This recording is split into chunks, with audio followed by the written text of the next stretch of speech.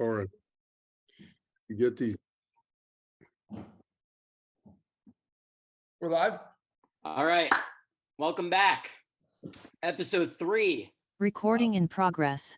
Of the Harold Katz podcast. Oren Glickman alongside Jack Turell. Another opportunity to get the perspective of the Godfather, or recently known as the Podfather. Very cute, Jack. Coach, I was gonna sweep NYU under the rug and just move on to the last 2 Skyline games. It looks like Jack wants to talk about that a little bit. I really wanted to talk about Max and how he fits into the motion during a complete game, but it's your show, so you tell us what you want to talk about first. Well, I'll go wherever you guys want me to go. You want to talk about? I've been eager.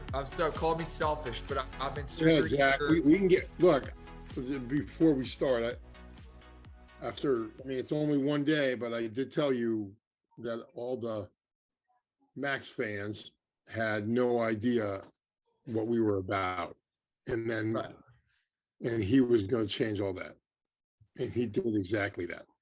I mean, but to be fair, St. Vincent isn't a team like NYU. Oh, I get that. We'll get into that. Spencer Friedman is an excellent player. Let's go back. Let's start with that. A lot of people are saying that NYU out-YU'd us. Is there any truth to that? They did a lot. They do a lot of the stuff we do. When we beat these bigger teams, it's because we could pass, we could shoot, we had these skilled guys. Well, look, I'm going to sum it up right here, okay? So guys can say whatever they want, but if you have a notepad. But if you go 19 of 20 possessions in the second half, giving up points, I don't care if you're the Lakers, you're getting beat. And it wasn't even. There was I think they went 11 possessions in a row where they scored, and then we got some kind of stop, and then they went another 9 in a row. At that point, you throw your hands up and go, whatever. Right. Like we just stink. Period. Like it had nothing to do with what we run or what they run. We stunk. We didn't decide. We decided we weren't going to guard today. I think we were a little tired but that's, to me, that's just an excuse. You either guard or you don't guard. We didn't guard anybody. I mean, I really don't care who you are. If you don't guard, you're never going to win. I mean, Grinnell proves that. Even though they win, they just outshoot you and they play 5-on-4 and all that nonsense. But if you're a team, like, we're really young, and it's just, you're going to have days like that. I didn't go out on a limb like Jack did. So Jack's has to be the one to justify this. But we got smoked because we didn't guard anybody. Did they out-YU? No, I don't think so. They just ran there, so we knew what they were running. We knew what they were going to do. We were supposed to do something to Spencer. We didn't do it. We were supposed to deal with Clark in a particular way. We didn't do it. We were supposed to deal with Peake in a particular way. We didn't do it. So if you don't do anything, you're going to get beat. I mean, I don't care however you slice that. If you can't get stops, you can't win. That's a coaching MO. And then anybody who knows anything about basketball knows that if you don't get stops, you're never going to win. And we couldn't get stops that night. And it was more, I'm not taking anything away from them because they smoked us. No, they outclassed us in every area. Well, we just didn't play very well. I'd like to play that again. Right. Maybe we get with Max in the rotation. Yeah, I just think that we weren't any good, and because we weren't any good, we got our ass beat, and that's what happens. You got to get stops. I just don't care who you are. I don't, everybody thinks they know. If you don't get stopped, chicks dig the long ball, coaches dig defense. You know what I mean? That's right. And so everybody gets all excited about 3-point shots and statistical analysis and analytics on that. Don't worry, guys. I found out. I know what you were moonlighting as. I know what broadcast you were all moonlighting on. So that'll come up soon. I don't feel betrayed at all, Oren. Jack, I know Jack. You're a caged animal that can't be caged. So you're that, as we said, you're the plant outside of the pot. So you are so I expected that from you. Oren, et tu, Brute. So wait, what did I do? I mean, you were always on that podcast, so I get it. But I'm just saying, the Pelicans. Yeah, no, I only heard a couple. anything. I'm a W word for the camera. You know that. At any time. Oh, I know that. I know that. I know that. It's Oren that's disappointed me. No, Oren, no. Oren, stop. Don't, Oren. You're never going to be able to make sense of it for me. So I just think that's what that is. Like, here's what you do in a game like that. You're right on the box, wherever you film these. They don't open until 2026. And then when you're this freshman class, you open up in 2020, they go, boy, we were terrible. And I have stuff in my basement from 2000 that I wrote don't open until 2012. Mm-hmm. I have still not looked at it. Matter of fact, I have not watched the Farmingdale championship game that we got beat Ryan's freshman year. I've yet to watch it. I've seen pieces of it, but I've never sat and watched it. I regret watching it. It was a tough game. I mean, one, that team's done. So the only thing you gain from it is what we could do for next year with the kids who come back. Tal, Mike, they're gone. Like they're gone. We're not. You're only the same team for about 8 months. That's really interesting. So that you're gone. You're gone. Now you may have a core group. God willing, we have one that stays together for 4 years. But the group itself is only together for about 8 months. And then there's new pieces that come in. Some, as you know, are great for you, and some, as you know, are not. Right. And, coach's job is to make sure that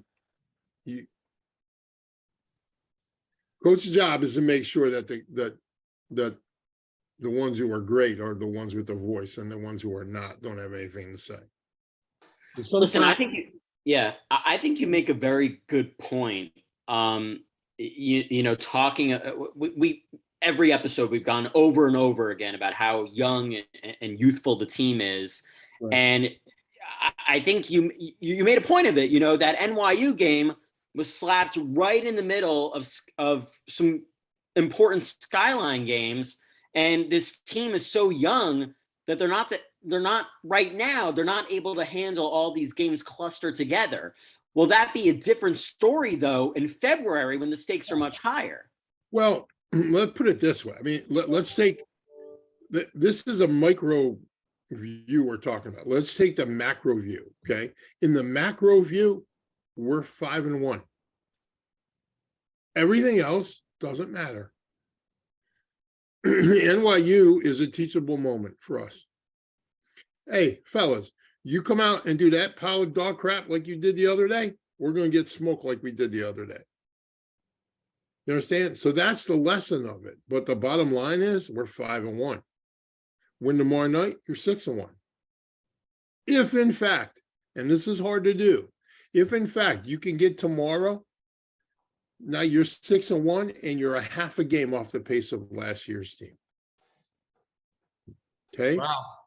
That's crazy to even think about. Right. But from a coaching standpoint, that's all you think about. Like NYU is like, you watch the film, if you in fact do that, and just go, wow, we were crap.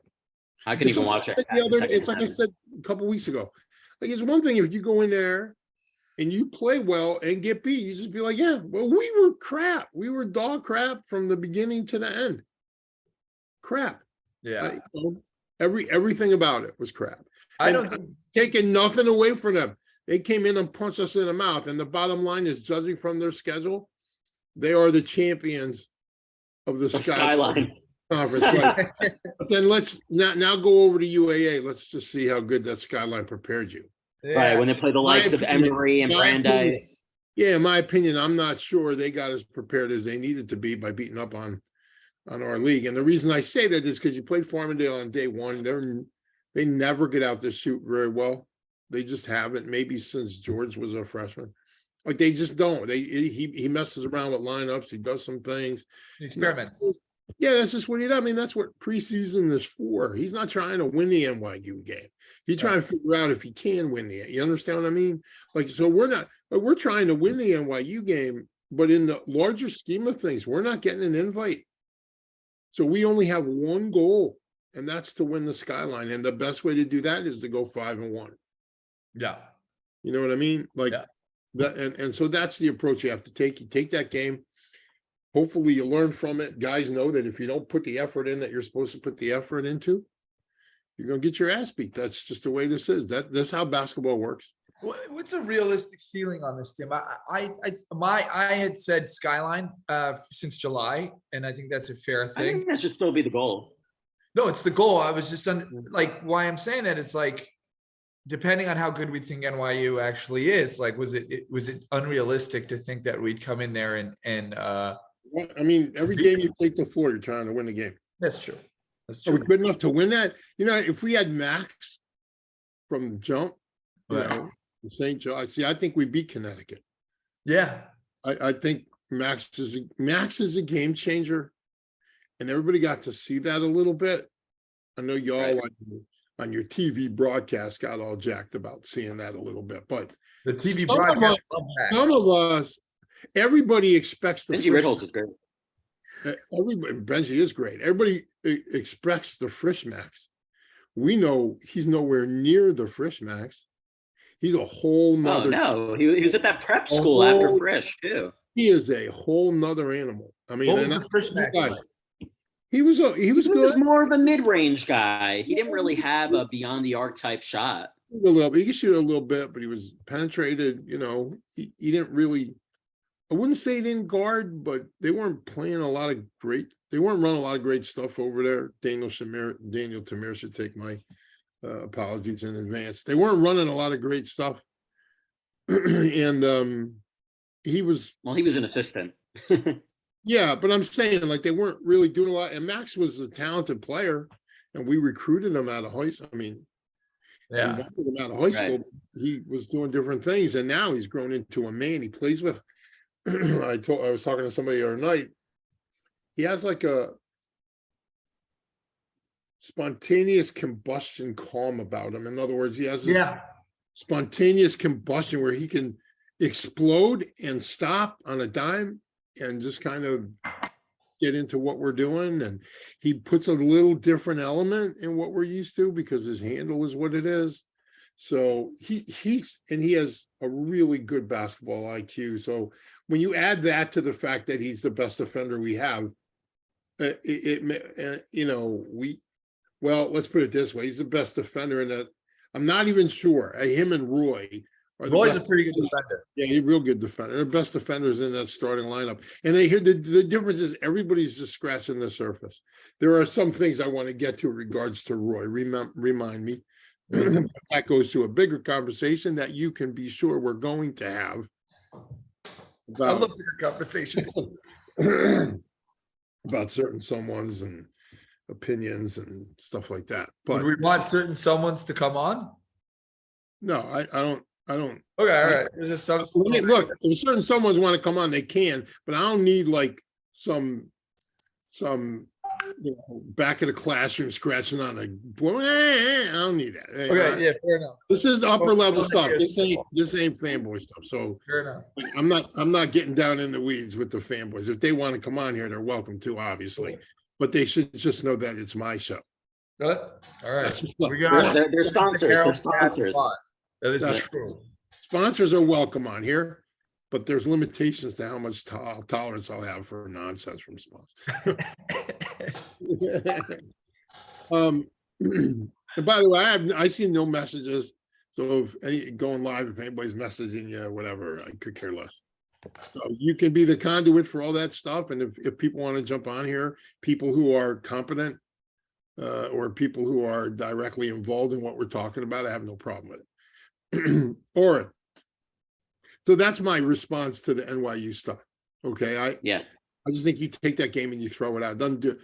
It's sort of like, you know, it's funny. And this is where maybe it's the process that you have to go through. If you remember, we lose to Farmingdale. We blow out, I think 17, 18 in a row. We lost that game and we never put it away. And then Purchase came in and kicked our ass. If you remember that. And everybody said, well, we should have been Purchase to hit the stanchion. Dude, you gave up 98 points. Shut up. Right. And these two things had something in common. We gave up 100 and change that night. We gave up 98 this night. You're not beating people. You do that. That's what's like. You're just not going to beat people. So like, oh, well, he hit the side of the basket. Dude, 98. I want to hear about Oh, Will yeah. Yeah. 98. I remember He it, did yeah. 98 to a team Right. that really can't score 98. So all that stuff like that, we never put the Farmingdale win away. And I believe this, without losing in that championship, as we've said before, we'd have never been 29-1. No way. Yeah, totally agree. It But brought we need to go through that, yeah. And I think we need to go through more ass kickings like this. I don't want to do them, but if every once in a while you get your ass kicked because you don't play hard, you know, you deserve it and go for it. You know what I mean? See how tough you really are. It's one thing to talk about it. It's another thing to talk about it on a podcast. You know, it's a whole nother animal. Now, I will say this. There has to be, from the sponsors of this program, there has to be some kind of accountability in bringing a freshman on at 11 o'clock at night for a live broadcast a day before a game. To me, that makes no sense.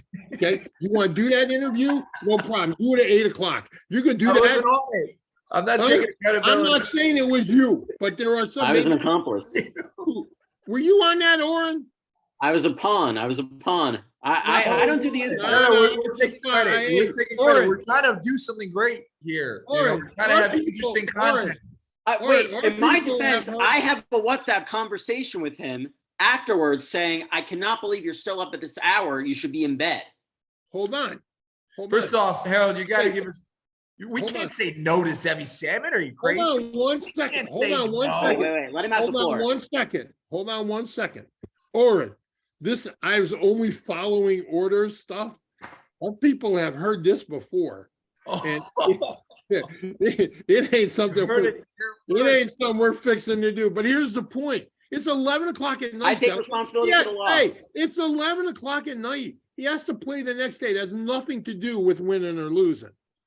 But there has to be, I get the whole fanboy, let's get him on here, it's Zevi. I get all that. Do it at 8 o'clock.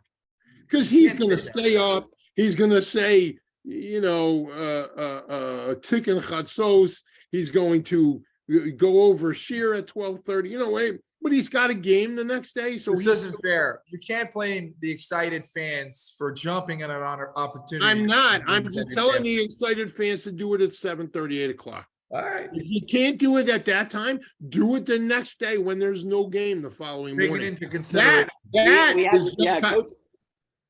Coach Ed Zucker was actually on right before, and he made a similar comment, I believe. It's just common sense. So, you know, we're learning.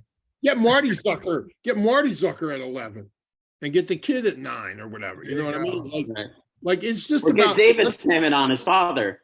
Hey, we'll get him before him. Like, let's be responsible. You know, you can't root for a team and then give the team Michelob for 4 hours before game time, and then they go out and they look drunk. And then you go, I don't know why they played so bad. Dude, you kept them up till midnight. Oh, come on. Come on. He's 19. Can't blame the poor performance on. Well, I'm not blaming the poor performance. No, he's just saying it's a contributing factor. Let's be clear. I said it. I wasn't blaming the poor performance on that. What I'm saying is be more responsible. That's all. Like, our responsibility is to our fan base. Tell those 7 people you're doing it at 8 o'clock. Like, that's what's up. Like that. I love it. That's like fair. Oren, I'm crushed. I thought we had a thing here. We're all a family. Oh, come on. We're all friends here. And you know we're loyal to you. No, I'm the cousin. I have a question I wanted to ask to get us a little more on topic. Are you worried, Coach, that our seeming best lineup, like our most offensively efficient, offensively skilled lineup, is really small? It's Zach Hyman, Samet, it's Batesh, it's, as of right now, Zucker and Roy. Yeah, I wouldn't go that. I do it a little different. I do it a little differently, but no, I'm not concerned about that at all. Look, it ain't about the size. It is not about the size of the dog in the fight. It's about the size of the fight and the dog. You know what I'm saying? So, like, there are plenty of teams who have not been taught. You know, I want to say Nebraska Wesleyan. I don't think they had a starter over 6'4" when they won. I think it was Nebraska Wesleyan a few years back. They were basically 6'4", 6'5". I mean, I'm sure my son Ellie will correct me, but I'm pretty sure that entire lineup that won was. It ain't about the size of the dog. It ain't about that. It's the size of it's what's up in here now. You know, if anything, the question really relates to their youth, and I'm not convinced that's our best offensive lineup, by the way. But who would you make as our? You're not even gonna get me to do that, so you'll see it one day when it happens. That's what's up. But I think that these lineups that you talk about have to be lineups on both sides of the floor. Like you can't just you know. It truly is about the size of the fight in the dog. Well, I mean, Batash has had amazing offensive games. You can't deny those. This is just where I'm coming from. Zach Hyman Salmon, we've already established, is the best offensive player and then the best overall player. You know, Bunker's the senior who's been there in the biggest of battles, and Roy's our best defender. So just in my opinion, that's where it comes in my whether or not you want to put Dotan in there instead of Oren for defensive purposes, but I just have really been impressed with how Batash has been playing. So I mean, yeah, you can go anywhere. I'm gonna let y'all wrestle with lineups. I think I'm gonna keep this one to myself. But the answer to your question is whether you're small or not. You still got to guard. You know what I mean? It don't matter. It don't matter. If you can guard, you got a chance. If you can't guard. And guarding, obviously, you know, like, look, the other day, we gave up 21 offensive rebounds and won by 20 points. I've never seen that before. If I have, it's very rare. Right. Like, we on that glass, we had 29 rebounds. They had 21. That means they got basically, I don't know, I'm not a mathematician, but that's 40. That was that, about 40%? You know what I mean? Like, and more than 40 of our rebounds on that glass, they got them on the offensive end. So you just can't do it. The fact is they turn the ball over 20 plus times. And as John Chaney says, I was reminded by a friend of mine, John Chaney said, you don't turn the ball over, it doesn't matter. You're going to win. I mean, not coincidentally, we probably had 6-7 million at NYU. And the other day we had 11 and they had 23. Yeah, like that. Pretty lopsided. So that makes up for that 21 offensive rebounds, and it makes up for, you know, and you get help with shot selection and low shooting percentages because you guard. You know what I mean? Right. But my point being, you got to rebound. You do whatever you want. You can have any system you want, all that stuff. If you don't rebound, you're wasting your time because it doesn't matter what you do.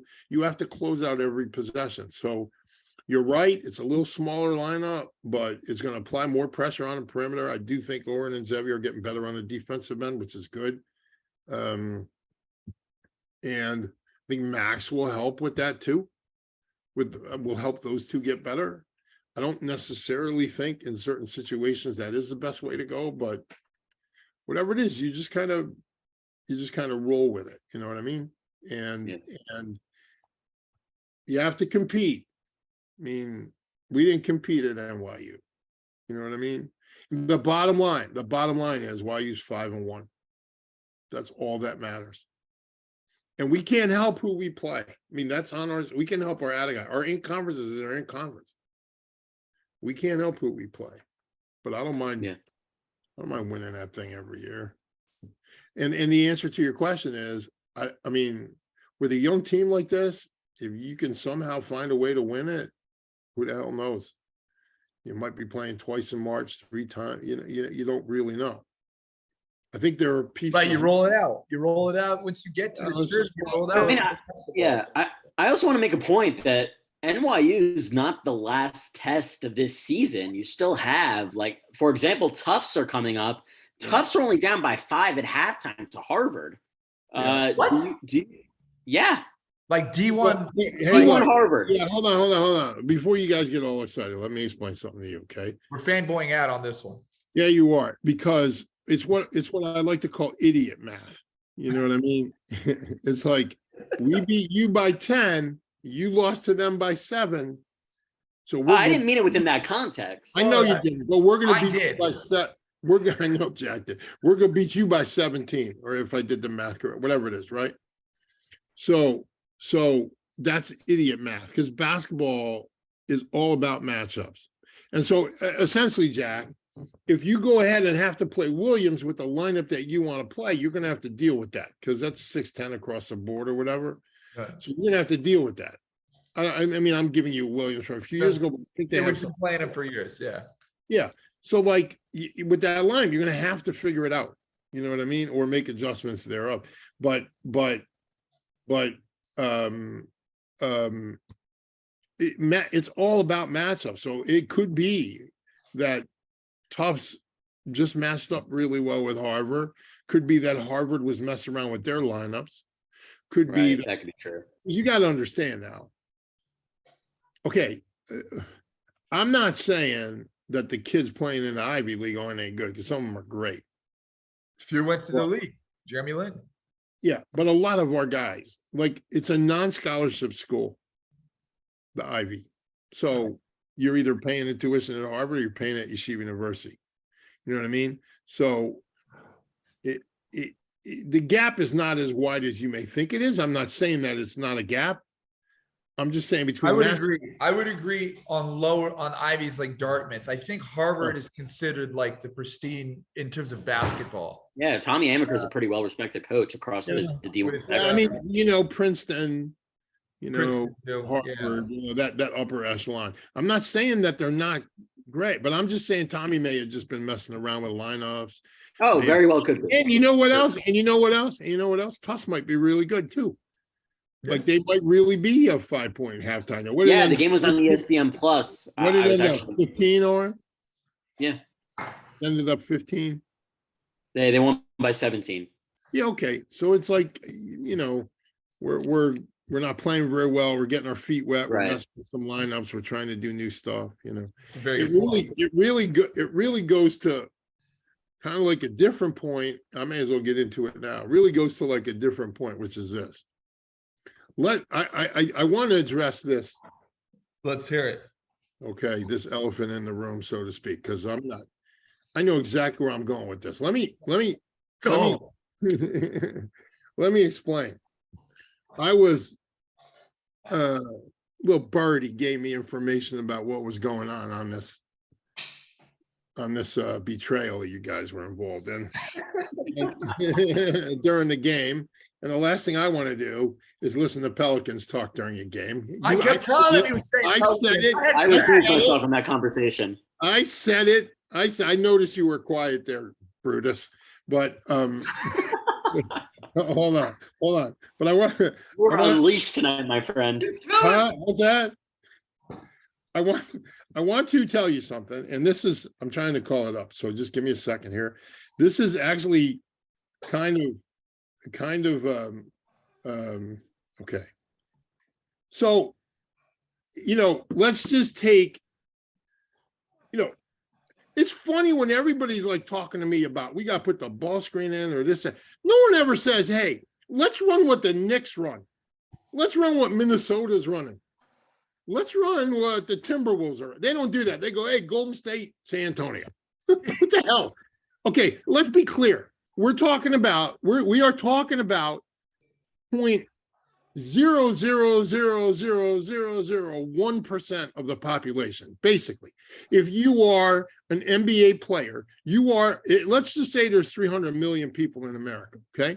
There's 300 guys in the NBA. That means you have to line up 1 million dudes and beat them all in one-on-one. That's a Dr. J description of it. Like, they're 1 in a million.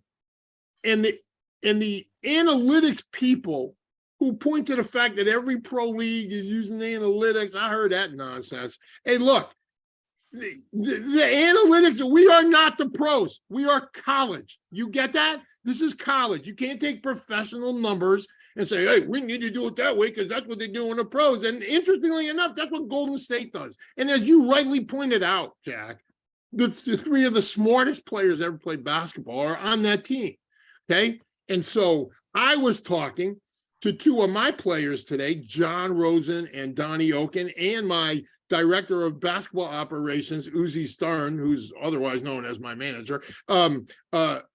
We were talking today about this very point. And to illustrate my point that the numbers don't lie, but talent does, let me go to the last 7 games of the year last year, okay? In the NCAA, which, by the way, is college. You know what it's not? Professional, okay? You follow me? So let's do this. Let's go through it. We're going to go Kansas, Carolina, okay? That's the final. Is that final? That was a final, right? We'll go Duke, UNC. We'll go Nova, Kansas. We'll go in the Elite Eight, UNC St. Peter's. We'll go KU Miami. We'll go Arkansas, Duke, we'll go Houston, and Nova. Okay. These are the last 7 games played on the highest level of college basketball in the world. Can we agree on that? Easily. Okay. Now let's delve into numbers. Okay. Follow me. 3-point field goals in those 7 games. They were a combined 86 for 287. Okay.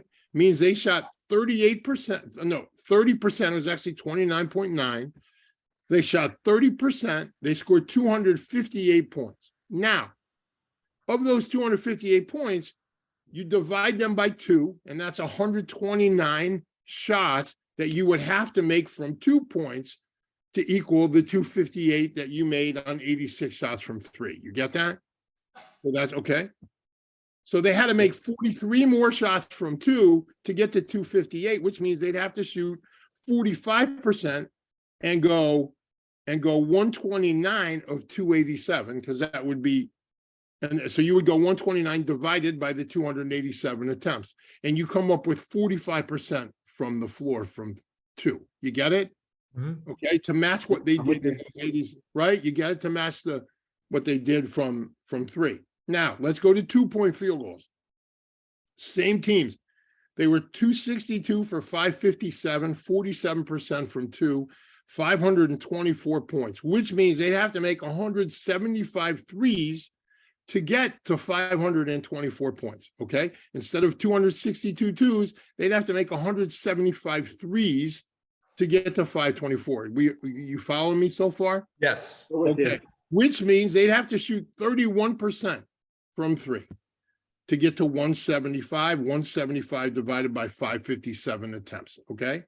So what this means is this: the best college teams in America in 2022, that's who we're talking about here, could not outscore themselves from 3 versus from 2. In other words, 31% was needed to beat the 47% they shot from 2, right? So you need to shoot 31% from 3 to beat the 47 they shot from 2.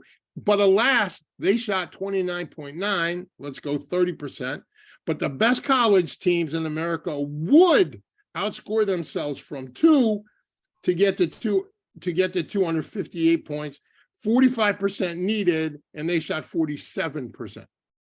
You follow me? Where's a mic when you need it dropped, fellas? Hold on. So understand that wait, there's more. Take that for data. This means this: that this is not the NBA. This is college, and we don't have Steph shooting here. Interestingly enough, it's never the Knicks. It's never Minnesota. It's always, hey, the Clippers. I mean, the Warriors do this. Warriors do this. Dude, stop with the Spurs in there. Don't take the best 2 teams in the country. Take the worst 2 in the NBA, and let me see those. Yeah. Hold on. Okay, because I always love that. Well, the Spurs run this and Golden State runs it. Yeah, that's right. They're the champs. I don't want to know about the champs.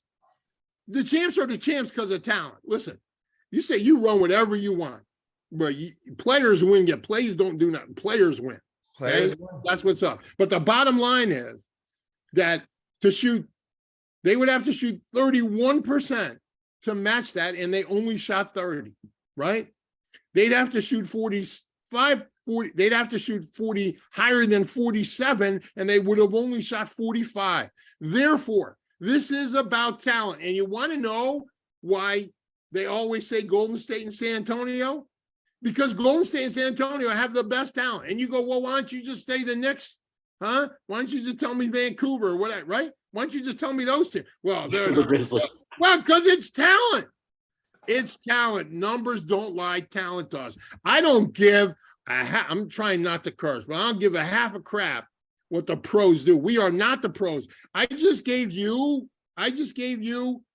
college basketball's best teams, not Division threes, Division ones, the best team in the world. Okay. And Right. Kansas, by the way, shot great. But you know what else during the whole thing? Excuse me one second. You know Mayor, what we else- got to clip this whole bit and put it out there. You know what else take- Kansas shot? You know what else Kansas shot? You know what else Kansas did? They turned the ball over 26 times in those 3 games. Okay? They had 26 turnovers in in those 3 games? Yeah, do I have a Wow. what do you know? In those 3 games, I might have to stuff my nose up, guys. In those 3 games, they turned the ball over 26 times. Look it up, I'm not lying. Of course, I'm relying on King Herb for that information, but basically that's a John Chaney thing, how many times are you going to turn it over? But the bottom line is what I just told you. These best teams in college basketball shot 30% from 3, 47 from 2. And it seems to me in college, stop using them dumbass NBA numbers and get your ass in the gym making layups, getting jump shots, free throws. You know what I mean? Sorry, guys. I think I have a leak. Hold on a second, guy. Give me a minute. All right. See, it's not. I think that's really interesting information.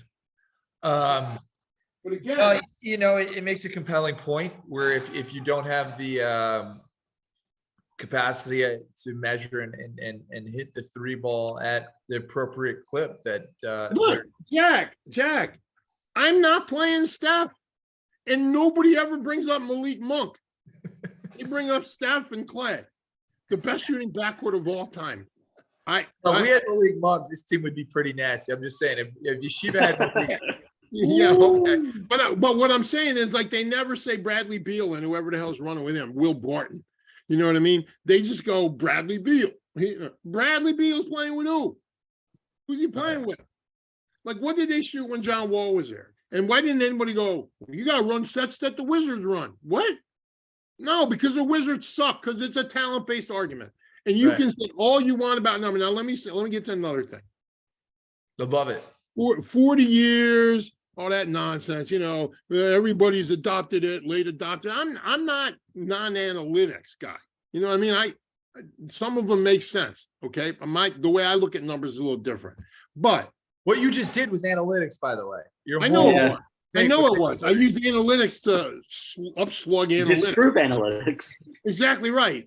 Well, for our situation, we're in Division III basketball. I just gave you college basketball, Division I basketball. And the reason I went there is because I remember watching these games and then looking at what teams shot at halftime. Like I said the other day, one of them was 1 for 16, the other one was 2 for 12, whatever. Like when I was watching, I just went, wow, that's not very analytical based. But everybody's using the analytics stuff, So let's address this. Okay, we're going deep into basketball. Let me say this first, okay? And then remind me, I want to give you something about 40 years. Just remind me of that for a second. But putting it down in my notes. 40 years. Numbers. 40 days and 40 Listen, months. here's what numbers don't have, okay? Numbers don't have wives. Numbers don't have moms and dads. Numbers don't have egos. Numbers don't have posses. Numbers don't have high school coaches in their ear. Numbers don't have trainers in their ear. You understand? Numbers are numbers. Numbers are numbers. Swagger. Numbers are Nerd. never in the locker room. Numbers are utopia. Don't give me utopia. Give me the Knicks, right? Give me the Nets when they're 2-20, right? Well, Like- it's a real argument. Numbers Yeah. are numbers. I don't want to know from numbers. You know what? Let me tell you something. We do things now. I could just tell you this. When we started in boot camp or whatever, even in October, we do things now that we know are relevant for 2 years from now, not necessarily for January.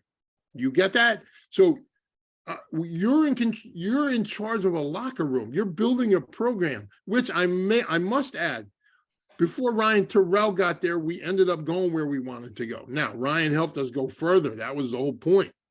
And as we said before, without that group, as sophomores, I don't know if Ryan comes in, right? We've discussed this. But, like,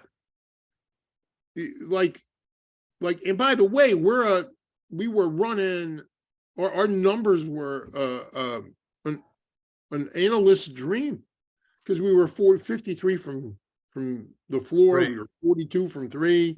Yeah. We were second in the country in assists. Like, we were doing everything analytics would like, except we were doing it non-analytically. Like, we did take the three, but we ran everything through the post. Yeah. And Jack, right, or Benji, one of y'all pointed out about post passers that we had and all that stuff. I would also say it again, Gabe Leifer playing in a pick and roll offense would be pedestrian. He'd be good, don't get me wrong, but he wouldn't be the stud that he Not is now. maximization. No, we maximize. I did find it so interesting that you'd have this MacGyver or magician passer, at least two of them, that they'd be able to play quarterback from the complete opposite, That's right. or general from the complete opposite position, and it would work. Because you can't practice for it. You can't do a shell drill on the opposite end, so you would catch guys, Ofek going back. How many backdoor layups does Ofek get? It was his whole career. Yeah. Gabe and Donnie made it, guys. Turn the guy pro. I would even say you could watch old film, and when Ofek's cutting through the lane, he'll make this like a back cut, and he'll go through the lane and not pay attention, and here comes a pass, hit him right in the hands.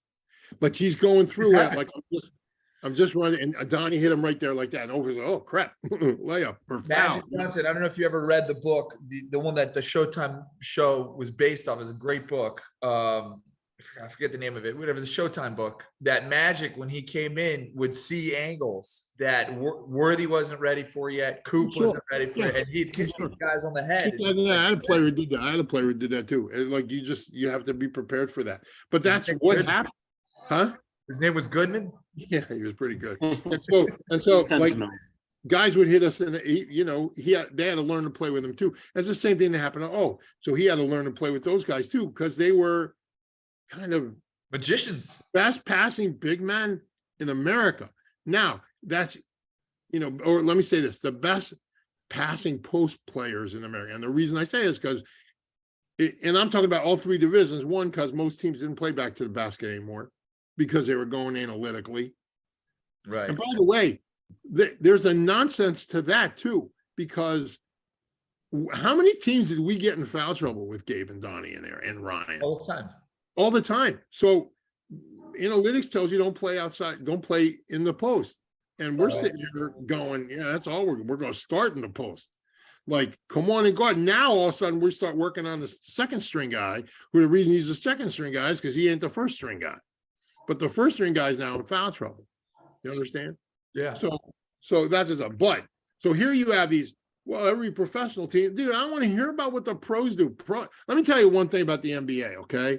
I can't think of one thing. I had this argument with I don't know if you know David Thorpe. He's a friend of mine, but he was on ESPN radio for a while. And David would always bring this NBA stuff. I said, Dave, I can't think of one thing the NBA innovated, except all the crap things in the league, like that little half circle. They innovated that. That's crap. Like the NBA didn't innovate the three. The ABA innovated the three, right? The zone defense is a college thing. 24-second clock came from Claire B. Like, there's nothing. What's the NBA innovation?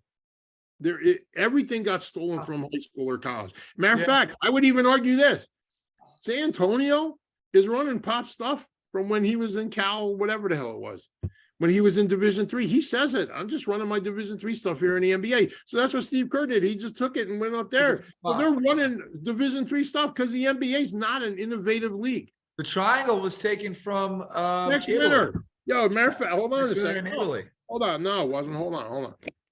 See this? Oh, but that's a really good point. This is actually one of the books I have holding up my laptop because I want to be eye level. This is called The Triple Post Offense.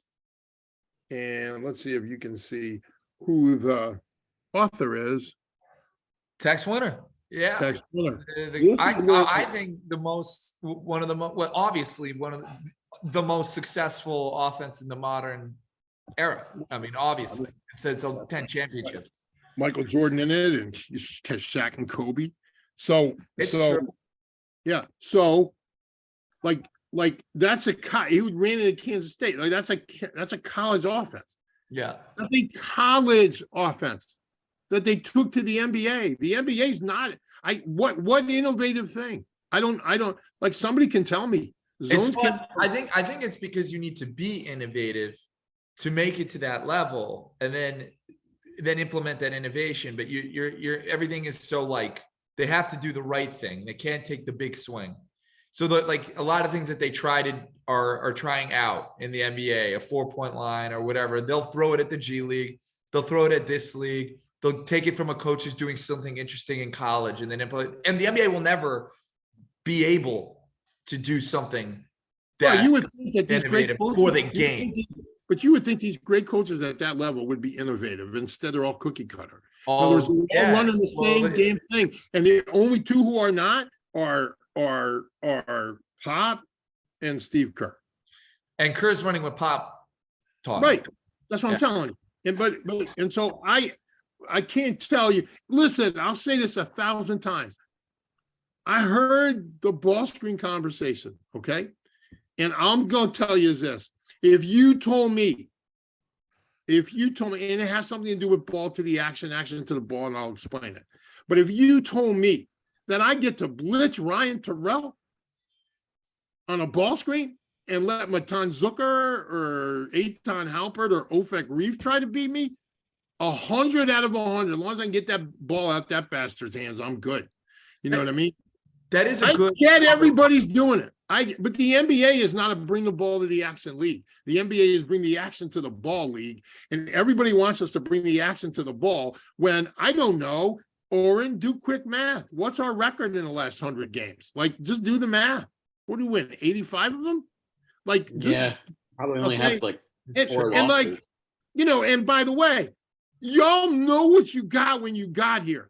It's not, and you came here and it's like I told you the other day, everybody moving down to Florida and they want to vote like they're from New York. They want to they move out of New York because they hate the laws of taxation. It's funny. I had a freshman kid who I'm close with. I'm not going to name names. Come into my office before the season started, who was having trouble with the motion before the boot camp.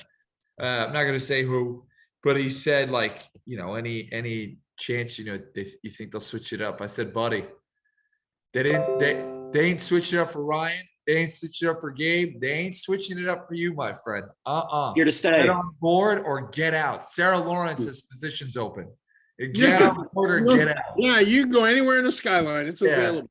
All I'm saying is everybody wants to come and say, well, we need to do this. We need to do this. And like I said, I know you played basketball, but I've been to the dentist. You want me drilling your teeth? Like it's the same. I have one question. Though, and I think what you're saying makes sense for every iteration, and only does it make sense when you come across, and something that you've also hit on the point on your podcast on it is when you have the once in a lifetime generational. So when you had Tamir Good, you threw what you had out the window and said, I need to do everything I can to maximize this individual and get everyone to get on board with that. Would that not have been? No, but I ran this. Like Tamir was the what's the word? The guinea pig. Like that team was the guinea pig where I took coach's stuff and I had to adapt it to my kind of talent. Like we don't eat for all of Ryan's brilliance, and that's the correct word. He still had certain limitations. And so we had to make sure that we maximized his efficiencies and stayed away from any deficiencies. Ryan knows exactly what I'm talking about. He has worked really hard on them, and I love him, and he's doing a great job. He knows what I'm talking about, and I'm not pointing it out to anybody here because there's no anybody who says they're the perfect player is fooling themselves. Right, and Ryan is now, as far as maximizing the talent, you have to maximize the talent. It's a fair point. and maximize the talent and bring everybody towards the talent. Because if you do something else, you're bringing the talent down to everybody else. And now you're never met. With Tamir, we told everybody we're running this. Right. So you're going to be in the most free offense you're ever going to play in. It's going to be the most fun offense you ever play. And if you don't do it right, it's going to be the most frustrating. Right? That's what's up. And that's why you see. What's It's crazy. It's crazy. You know, you guys are doing a game the other day, or there's commentary on that game the other day. Oh, they get wide open. It's a wide open shot. We need to have him shoot more shots. Dude, how do you think he gets that wide open shot? Like, it doesn't just happen.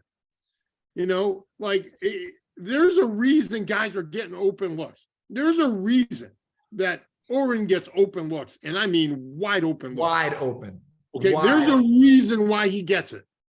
Everybody forgets that, and while they're watching him get it, say, we need the ball screen more. Like, dude, there's a reason he gets that look. We know why and how he gets that look. I'll address this the hold for a 2 count.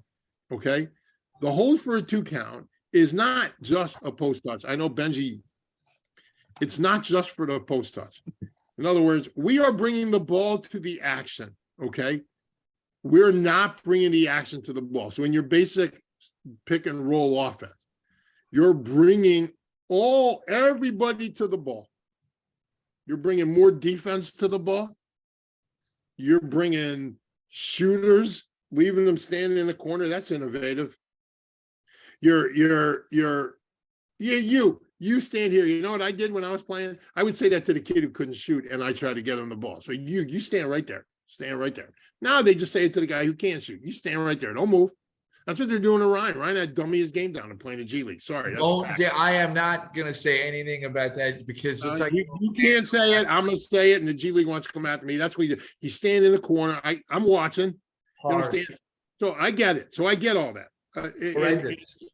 And so you're bringing the doubles to the ball. You're bringing defense to the ball. In what sport are you trying to do that? Like, you're going to run, let's take football. Football, you're going to run a counter. They call it the counter tray, where they started one way and went the other way. So you really aren't bringing the defense to the ball. You're bringing them away from where the ball is going to go. You understand? So like the counter tray was everybody starts to the right and then they drag left. So the only sport in the world, I believe, I may be wrong here, but the only sport in the world where you bring defense to the ball is NBA pick and roll basketball. You're bringing defense to the ball. And you know what else you're bringing to the ball? The most talented players in the world. Okay? That's what's up. Now, you want to get deep into basketball. So the 2 count is catch, hold for, here's why we're holding for a 2 count. And I made adjustments to it, okay? And that's why you see on, I'll explain in a minute. But the original idea is hold for the 2 count because we've got action going on here. Going on the other side. Tim Duncan was action going on here. So we need to play with imagination and anticipation. That's one of the things we talk about all the time. You got to anticipate and use your imagination when you play basketball or in our system. So, however, because of adjustments that I made to it when Tamir was playing, and we were, I'd like to say, years ahead of our time, because like as I told you before, in '99 we were jacking threes all the time, and nobody was doing that. And so what we did was, and I caught grief from it from other coaches familiar with what I was doing, but my argument is this: the hardest thing to do in sports, as I've said before, is to close out. Okay? You don't believe me? Ask the cornerback for the New Orleans Saints who had to guard Stephon Diggs with 7 seconds to go in the game. And he made a bad close, and Diggs ran to the end zone. You guys remember that? And Minnesota wins on the last play of the game, and all the Saints had to do was tackle him because they had no timeouts. Yeah, forget that one. And he closed too hard, and they lost the game. The hardest thing to do in sports is to close out. If we can get you to close out multiple times in the possession, we're going to kill you. Okay? and we're going to get wide open looks. Okay. Where are you down? Huh? And where are you Yeah, down? of course. And that because you're looking for defensive breakdown. Okay. So what we want to do is, so in a situation where we have an immediate ball reversal, we're not going to hold for a 2 count.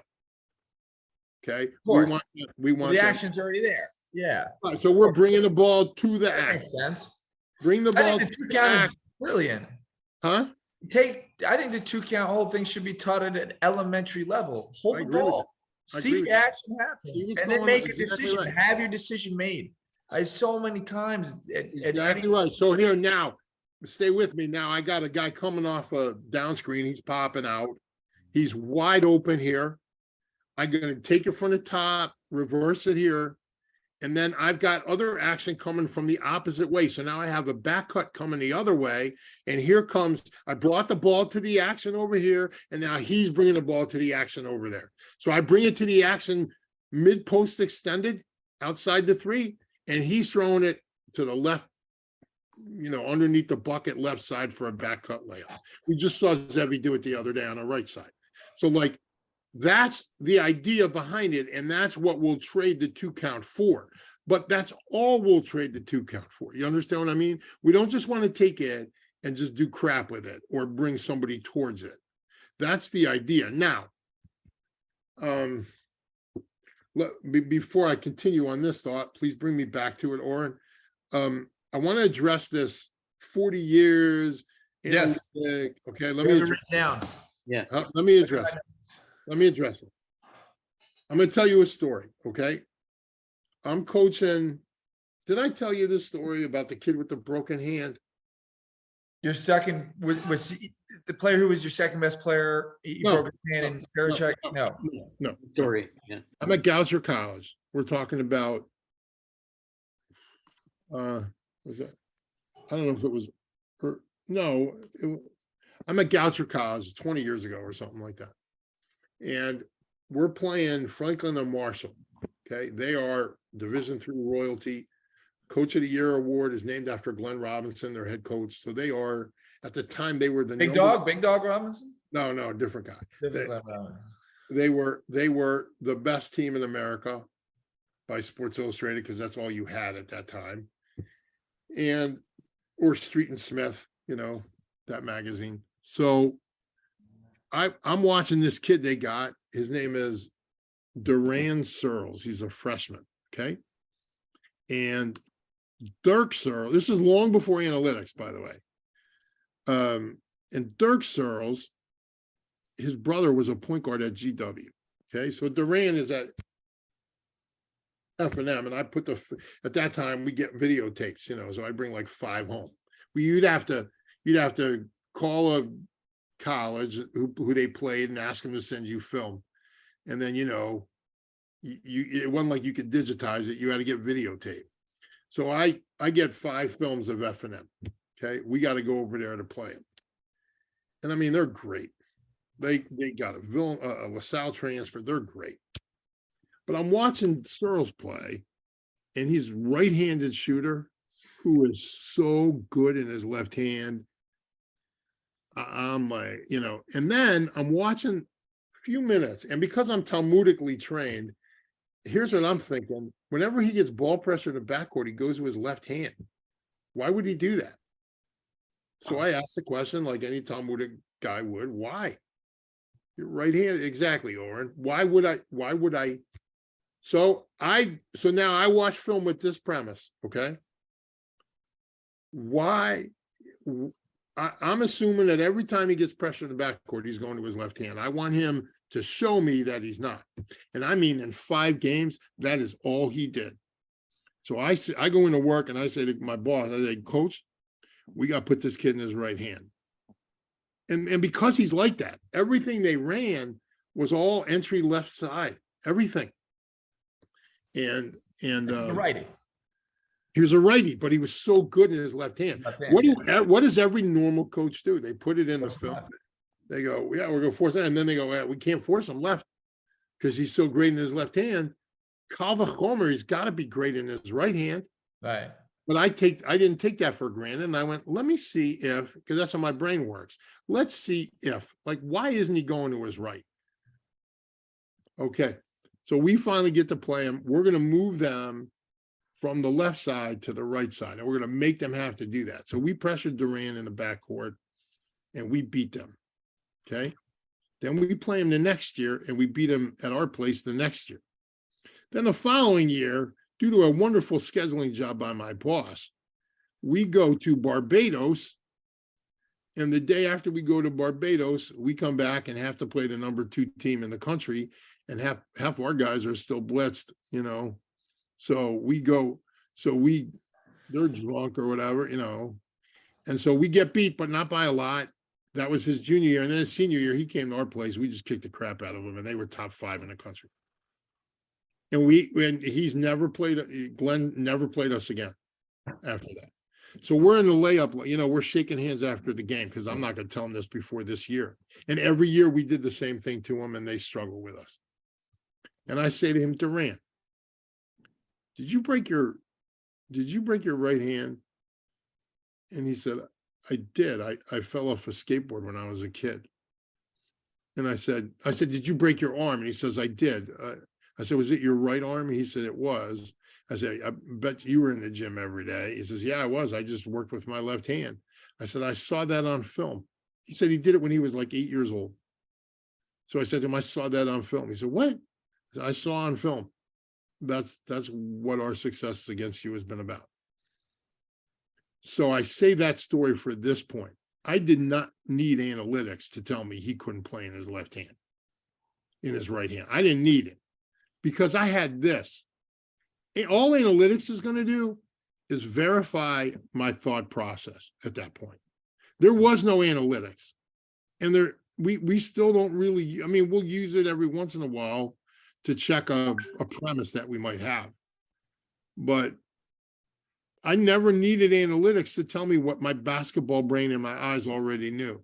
And I would tell you this, I guarantee you that I know this because I watched them play for 4 years. Nobody did it to them. We were the only team that did it. And I can't believe coaches would get our game film and not do it to them because they probably didn't know what was happening.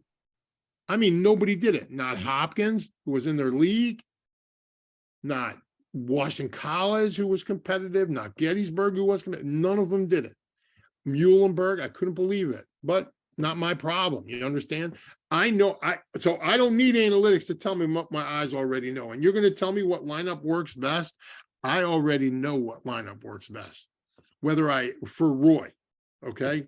For Roy, I'm talking about that little Roy's the plus minus, whatever crap that nonsense. We know what Roy is. We know who plays with Roy. And we know what we want with Roy because we are coaches who know. We're not coaches who don't. I don't need to check some nonsensical number. And I'm not saying it's nonsense. I'm just saying you're not in the locker room. You don't understand what we're trying to do. We're building a program. We're not living in a mathematical utopia that's going to base our information on the Golden State Warriors. So we're not going to run what Golden State runs. We might steal something. Everybody steals something. But the point is, here's my premise. I have this premise. I'm going to go to Synergy and I'm going to find out statistically if I'm right about my premise. And I would tell you, this is not an arrogant statement. This is a factual statement. It's in the high 90th percentile that our premises are usually right. So not only is the premise right, and by the way, I think our success has shown that. Not only is our premise right, but it's verified by, in other words, that's where I'm using analytics, like verify my premise. And if my premise is wrong, I got to find out why. What's wrong here that I'm not seeing here? You understand what I mean? So it's a real thing. It's a tool to help us. I don't have a problem with that. You want me to base my offense on that nonsense, you are outside your mind. I have to build freshmen. And in other words, I'm a coach, right? In the locker room. I have to take the freshmen with their hangers on, with the guys who keep them up at 11 o'clock at night, with the guy, understand, with their mom and dad, with their dad, with the family, with that. I have to take care of that locker room. And I'm doing something in October that I know may not pay off till February of 2024. But I have to do it now because I need to establish this now so I could draw from it for the next 4 years, not the next game. And people don't get that. There are so many things. You don't have to take the mathematician, and I'm not just talking about this guy, I'm saying all of them. They never have to fill a locker room. They never have to recruit. They never have to deal with mom and dad. They never have to deal with the crap we had to deal with last year, and you know what I'm talking about. They never had to deal with any of that. They don't have to deal with that. They say, hey, bam, look at this number, run, pick, and roll. I'm not, look at this number, shove it up your ass. That's my response. Like, dude, I got to deal with a locker room. I got to deal with setting this team for success, not for tomorrow night's game, forever, for as long as we exist, because that's the job. And mathematicians don't have to deal with those issues, and they don't have any other, like, well, why doesn't he take more shots? He's shooting too high a percentage. He should take more. No, he can't make that shot at that clip. He makes the shot at that clip because that's a shot we get him and we want him to take. And that's why, because he's not, in other words, there are certain players who do certain things and certain who don't. That's what our offense allows. We don't have to go to Texas Special. We don't have to go to Meister Reverse. You understand? We don't have to do none of that. We don't have to go to Indiana. We don't have to do that. Our offense is like one night it's Roy, one night it's Zevi, one night it's Max, one night it's Matan. That's the greatness of what we're doing that people don't get. No, I think the fact that Oren is scoring 30 points is a testament to And let me ask you, you think he's doing that in a pick and roll offense? No. Against teams that see that nonsense every single night? No, Oren in a pick and roll, they blitz him. They Even did if it to other guys. Even if you stuck him in the corner, the closeout on that's going to be high and hard. And you're going to have to put that thing on a dribble. And if you want to shoot your one dribble pull up all day, I'll let you do that. But you're not going to hit me from 3 out of 50% clip. We are doing something different. And we're not allowing you to do that to Oren because we're occupying you with something else, whether it's our misdirection or it's stuff that we know that fans don't or coaches don't. You understand what I'm saying? We're doing stuff that is building 12 steps ahead. That's a really good retort because I'm someone who does hear the argument of lineups and working and thinks it's intriguing, but what you're saying right now is a really, really good point that you're building a locker room, you're building leaders, you're building up rookies, you're dealing with egos and sensitivities and mom and dad. Yeah, it's chestnut checkers. Right. And so we are playing chess. And that's the point that no one gets. And so they're all like, well, you should do this. You should do, they should do. Dude, you do know we were successful with this. Right. You do know. And by the way, we're bringing, I mean, with all due respect, we're bringing Justin and Tyler Holt off our bench. We're not bringing, we're not bringing like Jamel Stanley off our bench. Right. We're not Stanley Baker off our bench. We're not doing that. We're limiting what we can do. And you know what's great? Justin and Tyler were great for us. Tyler played 40 minutes in the championship game. He was awesome. They're both really good players. We're not hitting on those players. They're excellent. And we made the best of Tyler's abilities. That's what we did. We accentuated his positives and stayed away from his negatives. Did the same thing with Justin, who had the night of his life and a night that will forever go down in history. Yeah. AU basketball history. So we know what we're doing. You may not agree with it, and that's cool. Everybody has a different looking ass. You know what I mean? Like yours, this person's got a tight one. This one's got a round one. This one's got a fat one. Everything's is different. It's just like noses. I mean, everybody has a different one. Well, all right, that's what's up.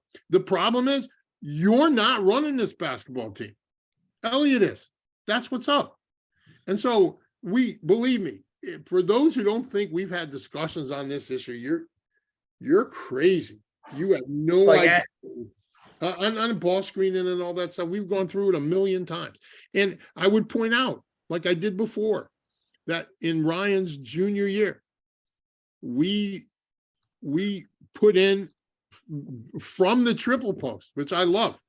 We put in something from the triple post that would get that ball screen, that we had isolated Gabriel and Ryan. We ran it 4 times. We scored all 4 times on it. And the guys were like, nah, we don't need it. It was them who said, nah, they're not going to be able to guard us. Like they kicked it. You could ask Elliot about that. I'm not giving away a family secret. That like the kids kicked it. Gabe kicked it. Donnie kicked it. Sim kicked it. Ryan kicked it. Like just don't need it. It was a triple post thing where it really wasn't something taken from the triple post that fit within what we do. You understand what I mean? And in order to isolate Gabriel and Ryan and make them have to guard that. But remember, Gabriel was an alpha back then. So like we scored on it. And if you go through film, you'll find it. But most of the time, and again, like I tell you, if our movement is there and you catch it on ball reversal and I'm standing there, why not hit the guy? Because that's ball reversal and you're not ready for us.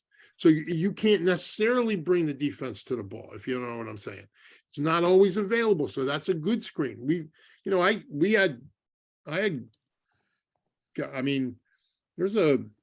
remember a story on ESPN on Tamir where they showed a ball screen that we gave him for a pull-up jump shot. Like that's just, we're not adverse to it. Benji was right, okay, when Benji said people prepare for something different every night. In other words, every night they prepare for ball screen, they're all in on it, So everybody does that. They've seen it every night. You know what they haven't seen? What we do. And every coach says it. They're very difficult to guard. We went through this. We talked about this. They're very difficult to guard. You can't simulate it in practice. Anyway, that's my rant. I have more on it, but I know you guys have something to say, so I'll let it go. We don't have anything to say. Are you kidding me? This is the Harold Katz podcast, not the Jack Turell podcast. Well, I thought maybe Jack Turell content. I thought maybe Brutus. I'm in the doghouse. I'm in the doghouse until episode 4. You're good. We need Oren. You're good. Oren is the much required commodity. We can't just hold talent like this. You're way better off with Oren Batesh than Oren Glickman. No, we're good with both y'all. Yeah. So I'm just saying like that. Like there are so many factors that numbers don't know, and numbers guys don't know. Again, I don't want to know what they do in the pros. Because I don't care. I want to pivot onto something. These are all excellent points and like very satisfactory and really eye-opening. And I'm opening like people who are listening in, and we do have listeners. We've about 180 to 200 people listen per episode, which I think is a great number. That's like amazing. Testament to the knowledge. We have any live listeners at the moment? Most likely, this is a Motzei Shabbos or Erev Shabbos either doing the dishes or setting up the dishes and have it or we didn't let them know yet, so whatever. I wanted to ask. I'll tell you this: we have more viewers than the Wiener tournament got last weekend. If it's called the Weenie tournament, it'll be hard to. I'm staying right here. I'm gonna let Brutus and Jack talk that one out. Go ahead, Brutus. Well, I would say one weakness that we had that seems pretty glaring, and maybe it's a Pelican take, but one that I see is like we do lack some traditional size, and I think we had been spoiled by Gabe Leifer for 4 years, right. Who was probably the best rebounder I've ever played with. I saw him grab 12 boards against a 7-footer who played overseas in one of these like pro-am rec leagues that Ryan and he and Sim did in the off season. And so my question is, I know you said fighting the dog in the fight, but you're preparing. You also said you're preparing for the next 4 years. We do have some young guys. That's right. I take a look, do we take a look at a guy like Igby and think, yeah, there's some things missing. What do you think of looking at him as a project and going, maybe he can fill in the gap here? I love him. I love him. All he does is want to do what we're supposed to do. Whoever said it, was it you said it or Benji said it about you got to listen to coach? Like he does, all he does is listen to his coaches. He works hard. He hits people on screens. He has good hands. He grabs rebounds. He doesn't take the ball and jack it every time he touches it. He doesn't care if he scores a point. I love that guy. In the future, he'll be something for us. I don't know if it's right. I don't know if it's this year or not, but right. I love him to get in better shape. He knows that. Yeah. It's not a secret. But that's about getting to work. You know, he really wasn't well taught in high school. No. Not a secret. So he's learning on the fly, and he's terrific. I love him. Yeah. I like him. I love him. Like he can help us. There are guys on this team. Everybody on the roster has a chance to really help us. That's what's up. So it's just a matter of, some guys don't get in the gym. They don't think it's important. Okay. You see that during the year, like some guys just say, I won't get in the gym in the summer, then they come back and think they're just going to get in the gym. It doesn't work that way. You have to get in the gym. Like, no, it's got to be your life. Yeah, it's a job. To play college basketball is a job. You've done it, Jack. It's not fun. I mean, it is fun and it's fun. It's fun. It's a job. But it's not for fun. It's a job. It's a job, and you are trying to accomplish something that's never been done, so to speak. And if you don't want to get the work in and you're not happy with the minutes, you're not happy with the offense, of course, Harold Lawrence has applications. It's an optional activity. Yeah. The volleyball team can use some jumpers. Yeah, and a lot of schools don't take it seriously and go play there. But if you come here, it's a job. And it's a job and you got a double curriculum, good luck with that. So you have to love the game to play college basketball. You don't love the game, quit. Yeah, I used to, absolutely. Like if you don't love the game. I didn't play a lot, but like for a guy like me, wasn't very good in high school, but I damn loved it. Like even stepping on that practice court for me was like, oh man, this is ecstasy. You did get a summer league award though. You were the summer league MVP though last summer. I'm a good player. I'm a good player. Into a movie star, basketball movie star. Right? Oh yeah, I was doing two things. Oh yeah, he does it all. But anyway, any fundraisers for YU? As an example, Ryan is an example. Ryan is a perfect example. This is a kid who Donnie, those old clips of him shooting 100 shots up on YouTube. Just in the gym every day. Everything. Yeah. I mean, we weren't supposed to tell Rivka, but the day before his wedding, we kind of got a workout in. We were gonna shoot in the morning. We were gonna shoot in the morning, but we had to get to New York, so we couldn't find a gym once we were here, and we didn't want to go up to YU. But the day before his wedding, you put in 2 hours of work and lifted. So it is your job. The biggest and more importantly, that was coming off that Farmingdale loss, and there was a focus to some of those guys that like we are not letting this happen again. That was I have a little story that it kind of hammers this home and we can move on. But I remember when I played in 2016, we lose to Old Westbury, and I'm like fuming, and I'm taking it personally, even though again I'm on the bench. I'm like getting towels and cups for Shia Weiss. I'm not playing, but I'm like it's personal. And I get right in the gym, and it's me and Judah Cohen.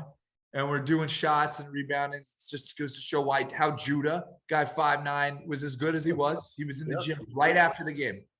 And there was a kid, I'm not going to name names, but let's say I'll bring it full circle, but there was a kid who he came into the gym, put his sneakers down, and showered. He had his outfit on, the glasses, he had the ear. He was ready to go out and party. And I just took a look. And this is a kid who was young at the time, like freshman or sophomore. It was getting minutes. And right after a loss, he was going to party. And I just looked at him like, I was like, what are you doing? It was just such a disconnect. Like that, this guy here, I was like, God gave you this gift of this body and this opportunity. And you look at Judah, he's in the gym, you're going to go out to party. And it made sense to me that a couple of years later, there's a kid by the name of Donnie Katz who came in that was playing in a position that perhaps this kid had thought he was meant to have been in, and, you know, wasn't so happy about it. But I just look at it like, yeah, it's either you either want it or you don't care. It's not handed. You gotta go get it. You know, if I'm a freshman coming into this program, I walk up to Elliot and I say, hey, you tell that boy right there, he's just holding my seat for right now, because that's my job. Like, that's what's up. Like, if you don't have that attitude, don't come. If you don't, if you want guys who want to play, not guys who are happy not playing. You want guys who want to play, but not guys who want to play and then will disrupt the chemistry if they. Yeah, I also like the seat thing, but then you get into situations. I do agree. I like to also say, like, your biggest competitor is yourself. What is your maximum today? How can you beat that tomorrow? That's what I like to tell the 8th graders that I coach. Said, all right, now you beat that tomorrow. How do you beat that the next day? What can you beat that? What are you weak today? How do you keep improving? And if every day you approach it like that, like Ryan came in, we could just point out obvious, 30 pounds too light. Yeah. Didn't really have the left. Oh, this is a great example. Ryan came in as a sophomore, spoke with Ellie Katz of the game. I said, Ryan, talk to this coach Ellie. He's a really knowledgeable guy. As you know, she said, you don't really have a left hand yet. Work on the left hand. Sophomore year, he comes in junior year, he has the left hand drive. He says, you have the left hand drive, but you're finishing right. You don't have the left hand finish. Coming in left hand, comes in left hand, gets the left hand finish. He's good. You have this, but you know, the 3-point shot not falling as consistent. Ryan comes in as a freshman and is nailing threes. It's just about better. Just get in the gym. Just get in the gym. It's what you do when the lights are off that will decide how and how much you play when the lights are on. And that's, to me, is the ticket. If you don't put in the work when the lights are off, you're never going to play when the lights are on. I tell that to kids all the time, and some kids listen and are successful, and some kids don't. And, you know, they do other things. Let's put it that way. So that's my take on that. And what was the next game, Oren? You're talking about Saturday night after that. Oh, Mount St. Mary's. Yeah, that was just because you had a McCord Chaim game that night. So I imagine you watched the. Well. Oren, I'm making you host.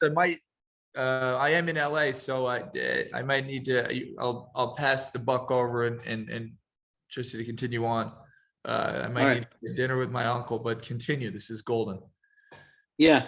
I imagine you watched the recording after. Yeah, I did. The way I listened to the game on the way home, but the way we played, I probably should have watched the whole game and let somebody else coach my team, because we weren't worth a lick that night. But we didn't compete that night. That's the one that bothered me. Like, we played a really good team. They're really good. We just didn't compete. So, but so I did watch when I got back. What? I mean,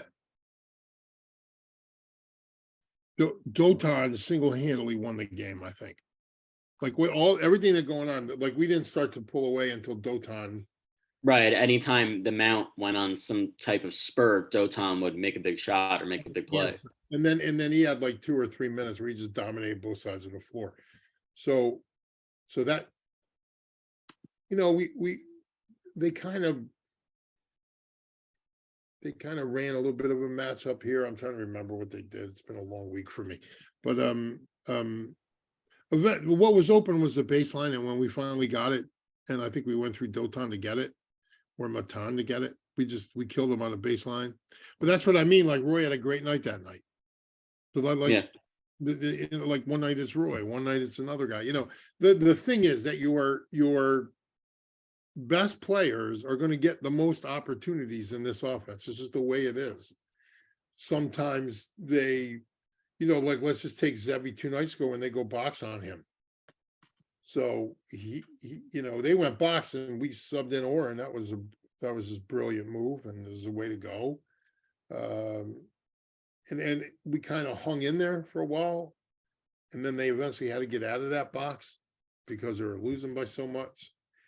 It was a unique way to guard us. I'm glad we saw it this early in the season. It'll give us experience when other coaches try to do it, which I'm sure is inevitable. But the difference is when Max was there, we guarded, even though we got in foul trouble and all that. We guarded, and when you guard, I don't care who it is. You're supposed to slap a team like that around. If you're supposed to slap a team like that around, slap them around. Right. If you're not, then just slap them around anyway. You know what I mean? Like, go in there with a little bit of I think we're learning how to do that. By the way, the iteration of the team before Monday night was a team that all YU fans got used to. And our limitations were a little bit obvious. Right. And then this Mamma Jamma comes in here, and now we're a whole nother animal. Oh, no mistake. We are a whole nother basketball team right now. I think wrongly, Max, I think people were skeptical, they saw the D1 brand next to him, but people say, he didn't play all that much last year, but it still doesn't matter. You're training with top players every day, even if you're not seeing a minute on the court in a regular season game. It's going to make you better down the road. He's good enough to eventually play there. I don't know if he's eventually playing there when he's a redshirt freshman, but maybe when he's a sophomore, junior, he'd be playing there. But you could play there, or you come to our place and get a chance to play for the next 10 years, because you're going to get enough publicity over here and enough of a fan base over here that your ability to play overseas is greater. And Learn to play the right way. Yeah. Over here. Yeah. Correct. So you could go there and sit on somebody's bench. That's not a problem. That's not worth it. Yeah. Yeah, but I'm saying once you're doing this, why don't you just do it? Just get in over here and let's play. Play. We get over here and play. You're going to play here. It's a question if you're going to play there. We know you're going to play here. So why not come here and play? He's a really smart basketball player. He knows what he's doing. He knows what we're doing. So, we're different now. We're very different than we were a week ago. Matter of fact, different than we were last Saturday night. I'm looking forward to seeing us tomorrow night, because I think the whole league now has to look at that and go, what? He was 4 for what from 3? He did what? 4 for 7, I think. Oh no, I know that, but I'm saying the coaches are looking at that. Go, who's this guy? Oh, they got another one of these bastards. Right. So he's got 4 years of eligibility. It's an awesome thing. And that's what I mean. Like, people don't get that. We have to take a macro view. We can't take a micro view. You take your games with micro view. You have to go micro view on your games. You can't do that on your season. We're playing the long game here. That's what's up. Yeah. Coach, pretty crazy moment actually right now in Skyline play. Farmingdale's up 62-61 on St. Joseph, Long Island. They have the ball with 39.1 seconds left. Farmingdale has it, or Long Island has it? Farmingdale has the ball up 1 with 39.1 seconds left. Where is the game? You want me to text you the stream? We can simulcast. No, you can simulcast if you want, but I don't need to see them. I just want to know the final score. I tried not to watch them. I'm saying, where's the game? Yeah, I'm just kind of curious because after Old Westbury tomorrow night, the Macs have St. Joe's Long Island, Motzei Shabbos. Yeah. Where's the game? The MSAC. No. Saturday night. Where's the Farmingdale. I'm sorry. Farmingdale's home. Okay. One can dream these last 39 seconds. Farmingdale has the ball, you said? And how much is on the shot clock? It looks they're showing a picture of the scoreboard, so you can't see the shot clock, unfortunately. Somebody took the time out. So even in the worst case, there's 30 on the clock. You get the ball back with 10 seconds to go. Yeah, Nice. We go now. If they give up a 3 or foul layup right here, the game's basically over. If Yeah, they probably. if they convert it, if they get a stop, I'm sure the big boys on the floor just go in there. Is Tabata playing? I forgot his number. Light skinned dude. I forgot his number. Yeah. on Farmingdale, correct? No, on Long Island. He hasn't played On all Long year, Island. so I just don't know if he is or not. But 25, 5, 3. Oh no, it's Farmingdale. Excuse me, sorry. Farmingdale's wearing white. I'm usually used to them being the darker jersey. All right, so we got Farmingdale inbounding. Oh, I feel like a play-by-play commentator again. Farmingdale at the top of the key. yeah, I think that's Santos. Santos finds the lane, no good, but he's called for drawing the foul, and will shoot a pair. 32.5 seconds left. Farmingdale at the line for a pair. Santos at the line for 2. Yeah, it's Santos. I think he hit pretty well against us at the line. Yeah, I'm wondering one of these might be coming off. Good free throw shooter, but 35 seconds ago is a little different. I'll say that they were down 11 in the first half, right? Yeah, they were down by. I think at one point they were down by as much as 15 or 16. Well, yeah. Too strong on the first. St. Joe's.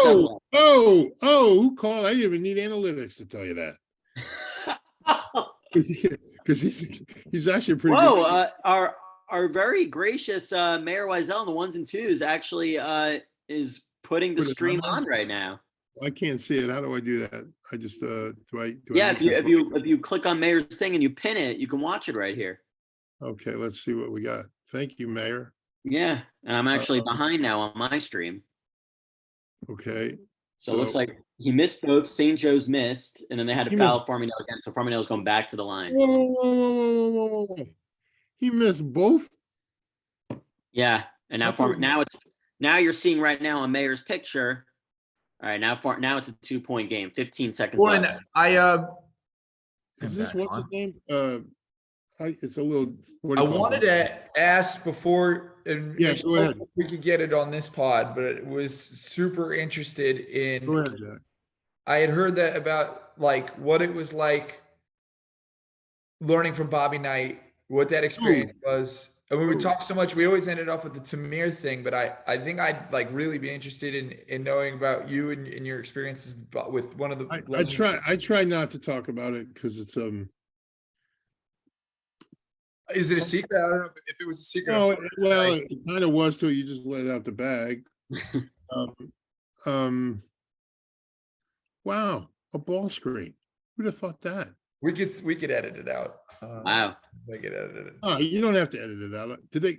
Why'd they do that? There's not enough time. Oh, maybe there's like 6.6 left. I don't know. I would have gone for the tie now. She got there right quick. What was it like? He's probably one of the 5 smartest people I've ever met in my life. And do me and Jack make that top 5? Definitely not. I don't. Well, you may. I might be one of the 5 funnest people you've ever met in your life, but I don't know if I'd fall into 5 smartest. But I'll take my youth, I was a bit of a mess now, so that I don't know if. Well, you know what I used to do, Jack? I used to call coaches up on the phone. Like I might even have them over here. Let me see. Some of my most prized possession. Let me see if might be it right here. Here we go, Jack. I don't know if you could see this, but let's see if you guys can make this out. Let me see if I can get it right. Wait a second. Let's try it this way. Can you read that? Oh, no. You'd have to read it out. It's too blurry. Yeah, It says conversation coach Newell. And it's both sides of this one. I have a ton of them. I would call Coach Newell, Pete Newell.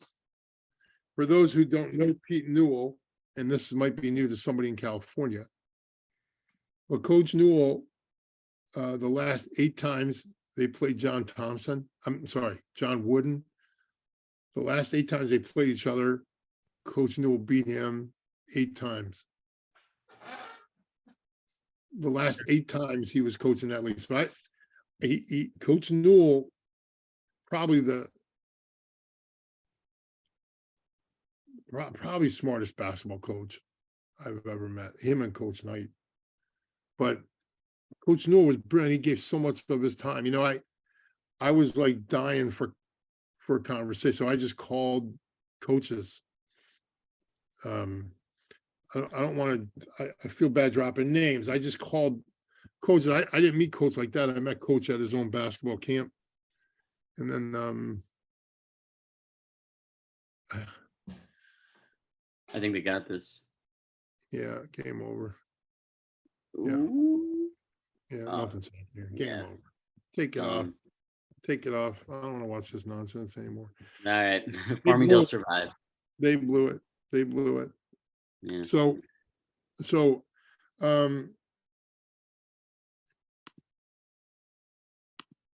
he gave me time, which he never had to do. So I always appreciated that. He answered my questions.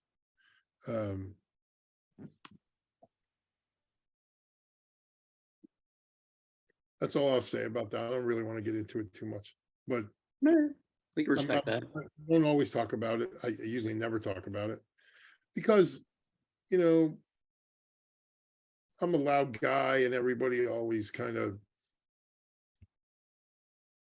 you know, correlates it, and I don't like the correlation. I'm a totally different person, and but he's like he's a brilliant man, and I'm sorry that he doesn't have his faculties right now, but brilliant man. I think he'd love what we're doing right now. I know he did, so he'd love what we're doing right now. He'd be a great guest to have, but obviously we know that's wishful thinking. It's not going to happen. Yeah. He's struggling right now, but right. So Coach, we're approaching the end, 2 hours as we usually do. I want to know what the expectation should be going into Old Westbury, and should we expect more of the same from Max Zackheim? I mean, what we got the other night is Max. That's Max. So,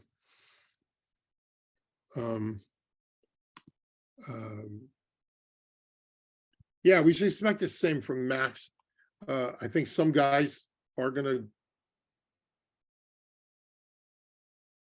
Max is going to get time. That's all I'll say about that. And everybody else is going to have to deal with it. Max, this is Max. Like Max is like this. And I think we're just scratching the surface on Max. Straight up. Yeah. I think we're scratching the surface on him. But we're a different basketball team than him. Totally different. Like whatever everybody's used to and all that, we're totally different, Oren. Totally different. What does that do though in terms of Zevi? Like, will his shot count go down dramatically? No, it'll go down a bit, but he'll get better shots. He'll get more open shots. Max gonna run our stuff. We gotta give him, again, he's a 20-year-old. So you gotta be, I'm not putting professional expectations on the guy, but Right. You gotta give him room to make mistakes like everybody else. Everybody else has had 11 games or 10 games to make mistakes. He's had 1. So Max will make some mistakes, but he's talented. Zevi's going to get more open looks, and it'd be dangerous to box him again, I think. Zevi, because Max and that kind of thing. Right. I personally, against those boxes, I'd rather get inside out on him. But Zevi, you know, there may be nights he takes another 25 shots, and there may be nights he takes 6. What's undeniable is you have to deal with Zevi, because if you don't, he's going to kill you. Yeah. He's just that talented, you know. And I said in the beginning, I thought the whole league was going to sleep on Roy. They did. They're not asleep anymore. He's sort of announced his presence with authority a little bit. I would just say, anybody wants to know about Roy, check out how much that cat, what that cat over at Mount St. Vincent, their leading scorer from last year, wasn't he? Prosek or whatever his name is. You know what I'm talking about? Yeah. Oh, Mount St. Vincent's top player. Yeah, what was his name? Was it Nocera, maybe? No, that's when you were there. During my time. It's going way back. Yeah, like I forgot his name, but he had no points. Just check out the box score. Roy's a hell of a player and only going to get better. And Oh, I think that's he's the most consistent player. I think he's the most consistent player on the team for now. for now. Everybody else is kind of growing. You know, It Dotan's still speaks growing. volumes about a freshman. Dotan's grown into a phenomenal player. Zevi, Oren's Oren.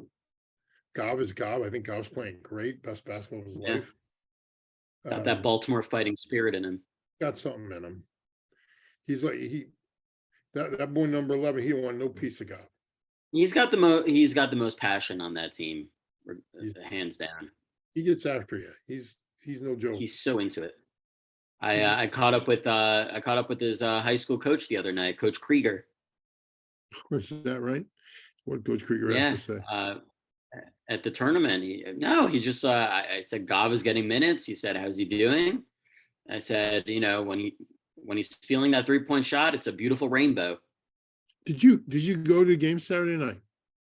I went to Hank and chat with the hopes of seeing Donnie there, but it looks like Donnie didn't stay there for Shabbos. No, he did. He just one he was sick on Shabbos, but two, he went home. But he was at the YU game Saturday night. He was. He left right after Shabbos and made the game Saturday night. Holy cow! He lives around the corner. He got there, I don't know, 9 o'clock probably.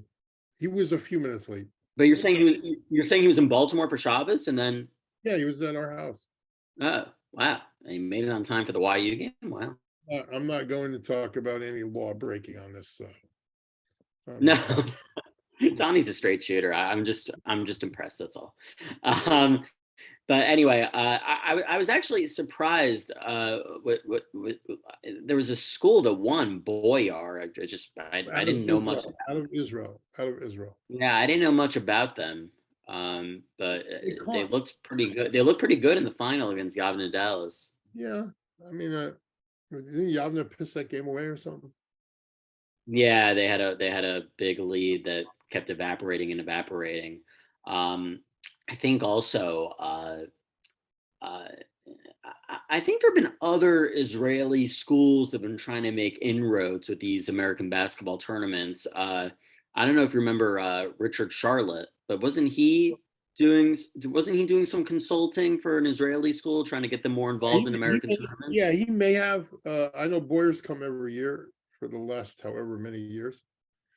Like they've been coming as long, like the last, I want to say about a decade, but they've never won. So this is the first group that's kind of won. Right. But again, and this tournament, didn't it actually open up your eyes to OFEC? Yes. Wasn't that kind of the springboard for how OFEC? Yeah, he was in 11th. Yeah, he was in 11th grade. And contrary to what his coach, who's a phenomenal guy, I love him to death. Right, Coach Zimmerman. Yeah, but Coach Zimmerman says that he never told me this, but I texted Elliot. Zim says that he's going to Division I. But so Elliot, I'm like, we were looking at Griffin Levine. Yeah, sure. And there was also Mason Schwaber. Yeah, but Griffin was what we thought we could get. Right. Griffin ended up going to Pratt, right? He did. And so I said, I went to see him, and I'm the biggest loser in the world because I think I'm the only person, the exception of maybe the director, Sherry Braunstein. I'm not sure I think she was there the first year, who's been to every single one of those. And as a matter of fact, I never coached in that tournament, but I'm the first official technical foul of the tournament. That's a good sitting fun on my fact. friend's bench, and I got teed up in that tournament. Anyway, I so could, yeah. so let the record show. I got the first, um, and I watched Ovek play a couple possessions, and I sent a text to Elliot, and I'm like, dude, I don't know who this guy is, but he's the missing piece because we knew what we had coming back. Right. You know, like I think that year was the year we won the championship. So we knew what we were going to get. We knew Gabe was coming, you know. But then that senior year, when he was a senior, went back, you know, and then he was the guy we wanted. And so I remember texting Elliot. He's like, can you describe him? I said, well, here's how I describe him. This kid right here, he gonna run over to you, punch you in the mouth, and take your lunch money. Then he's gonna go find your mom and punch her in the mouth just because that's who he is. And that's how I described Ofak. And Elliot was intrigued. And I don't want to say blew me off in 11th grade, but it was like Zim said, you know, kind of had other this Texas recruiting him, and then his senior year took a little more seriously. Was he back in Baltimore the following year? Yeah, they came again. He broke the rim in the other in the you know that brand new gym they got. Were you up there? Yeah, I was there. I was there the other night. The Wiener gym, right? Right. So that used to be the green gym, and he broke the basket. He bent the rim on. Yeah. So he came then next year. He was the same bad dude that he was the year before that. And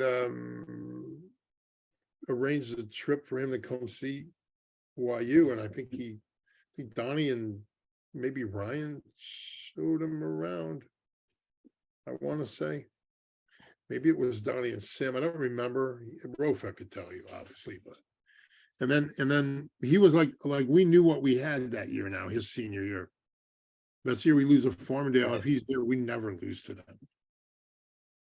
He was like he lost one, you know, up to last year, he lost one game in college. I mean, he lost 5 games in his college career. So pretty good player. Yeah. You know what I mean? So that is where I saw him at that tournament. No, there's never really been. He could be the most. I mean, Donnie was at that tournament. You know, Jordan King was at that tournament.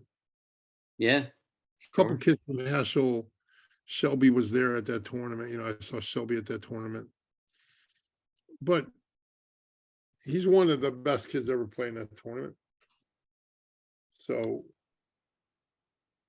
you know, it's what it is. Yeah. Yeah. I always like to end with a little bit of a high school chatter since you're still coaching at the high school level. And, Okay. you know, we're talking about the YU. We always talk about how the YU program can grow and get better. And the beauty of having this conversation is I can have it with you, but I can't talk about it with Elliot because of the NCAA regulations. But if you had to give me top 3 high school players, Jewish high school players you have your eye on for, no, you're not going to do it. No, Yeah. I'll tell you why. Okay. As soon as you say something like that, all them cats are walking around telling people that. Right. And then the last thing they'll do is work hard. Yeah. The answer I have is just get in the gym. Shut up. Just go work. Go to work. Go to work. Because right now, where's the freshman coming in this lineup? Like, who's he playing? Who's he playing in front of right now? Incoming freshman. Playing in front of Max? I mean, it's frankly. He playing in front of Zevi? Is he playing in front of Roy? Frankly, look, there was more opportunity for incoming freshmen this year, where next year it's going to be totally impossible. Yeah, and the year after that, like, go take your gap year, buddy.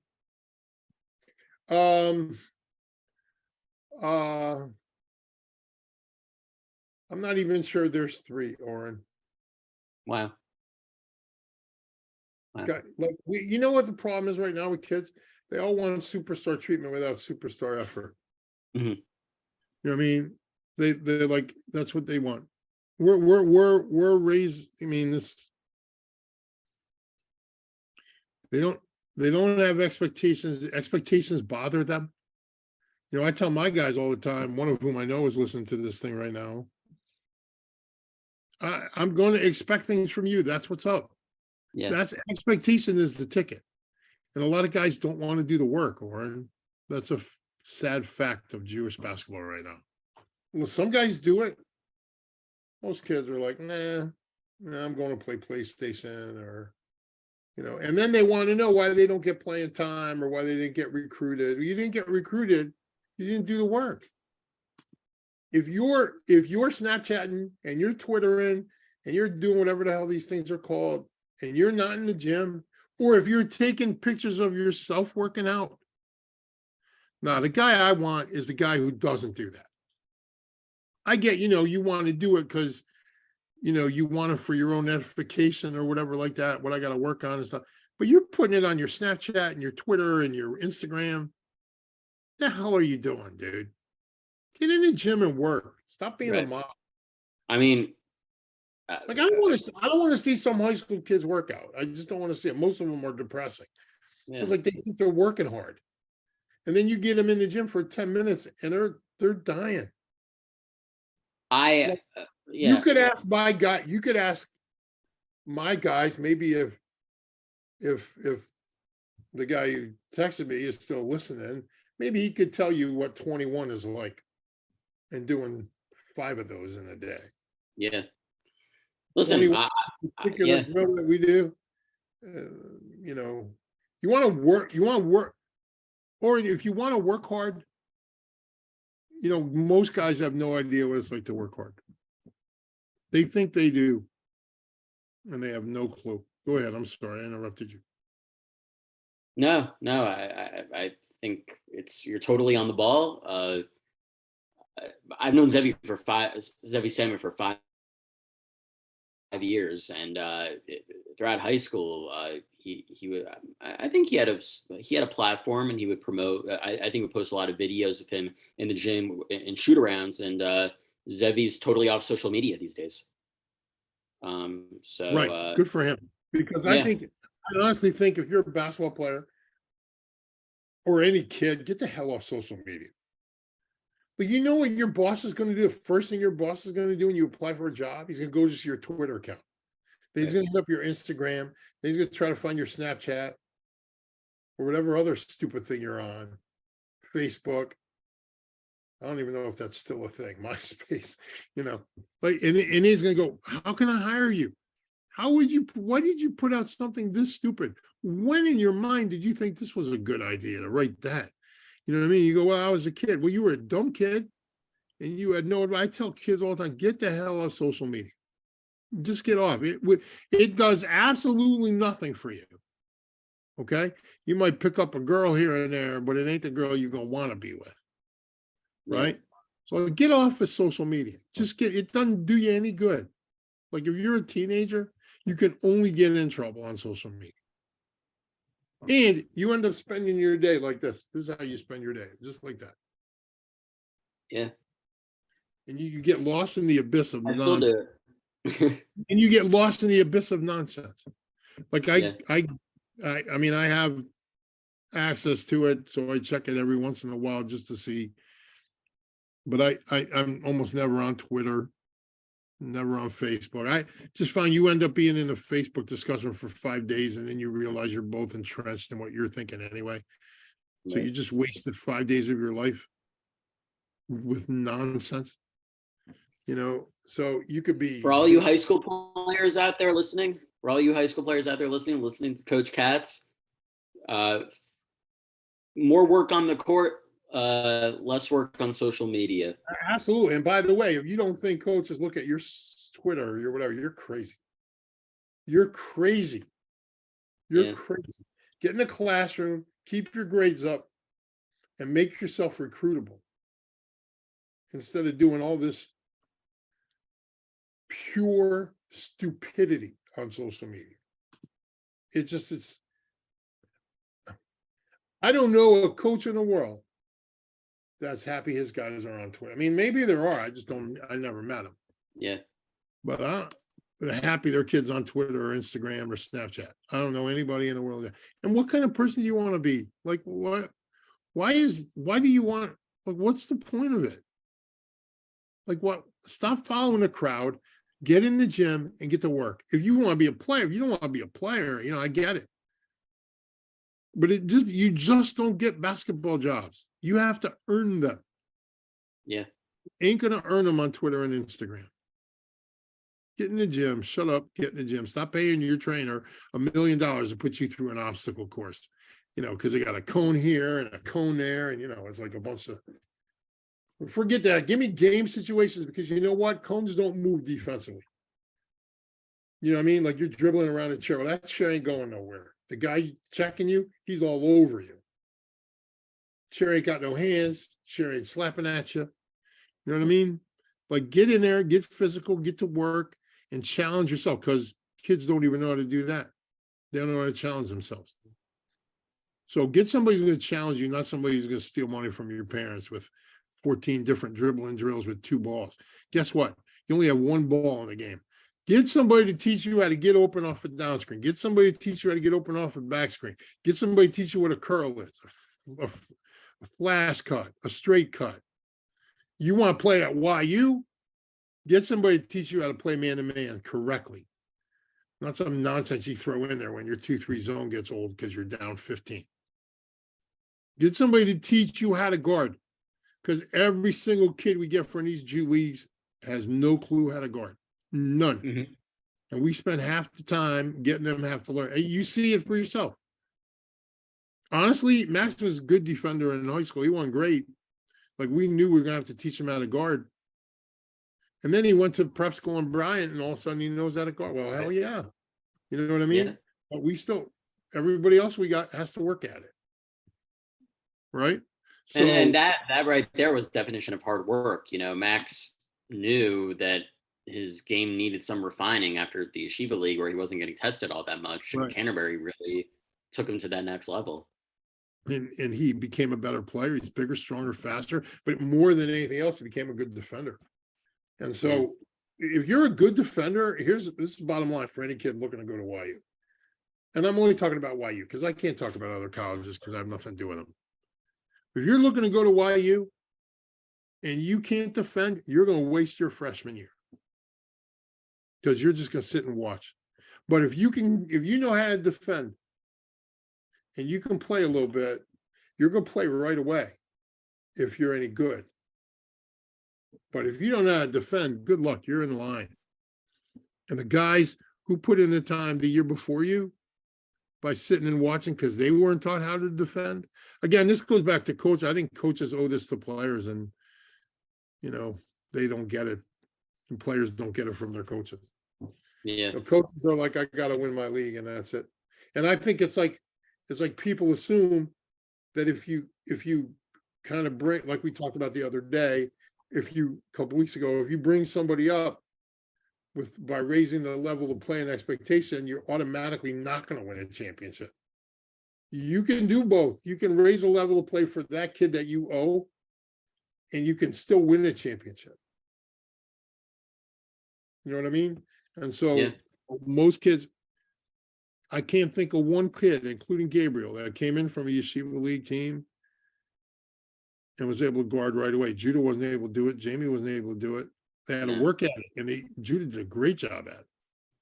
I mean, Jordan Tyler was pretty good at it.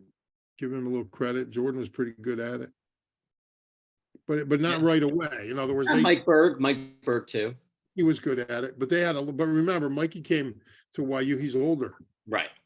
So he's more one of the oldest players in the league, right? So he's but like the other guys had and I feel for the guys who played before Elliott got there, because they weren't playing much man to man. Yeah, basic low expectation basketball, right? So this is expectation basketball. We expect you to want to be good.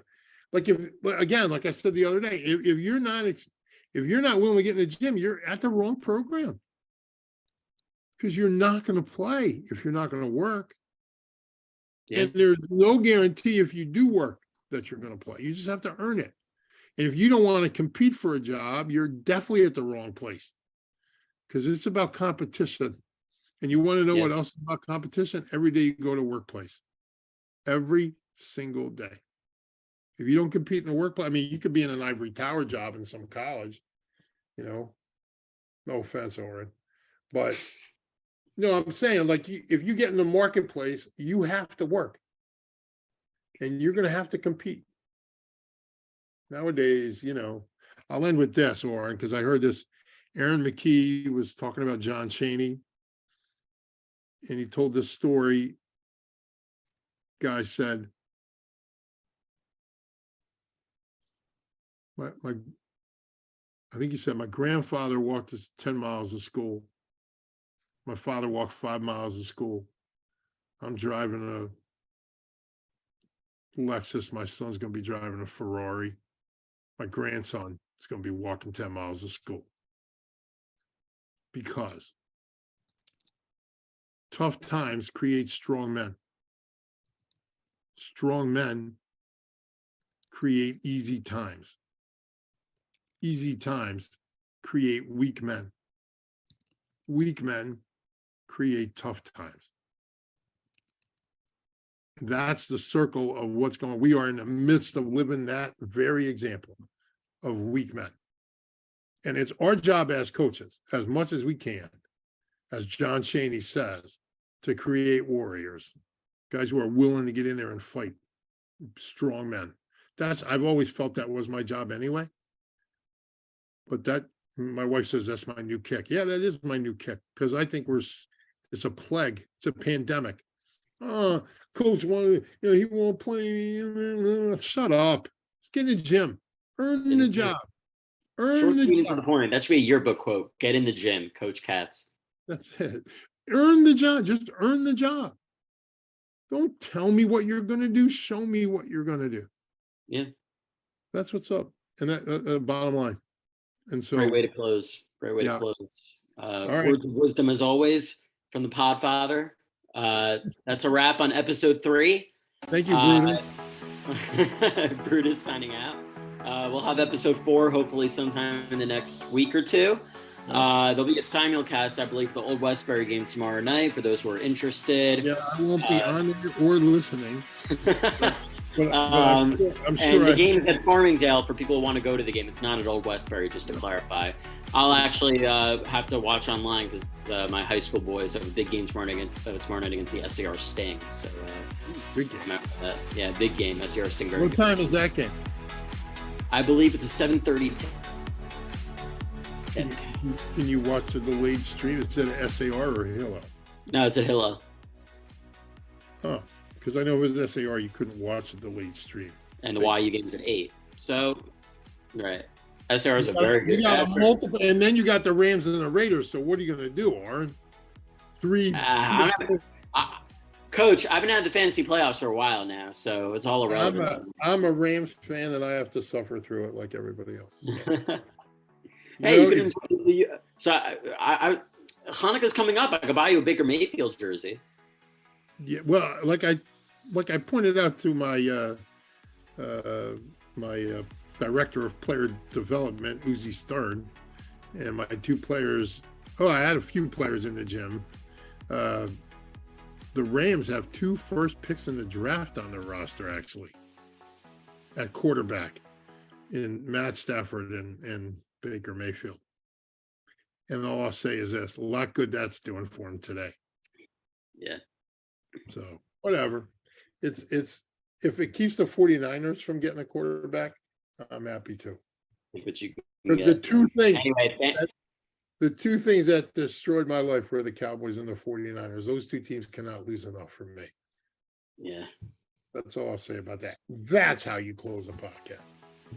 Thanks as always to our viewers. And that does it for episode 3 of the Harold Katz podcast. Thanks, guys. Have a good night. Thanks, Oren. Recording stopped.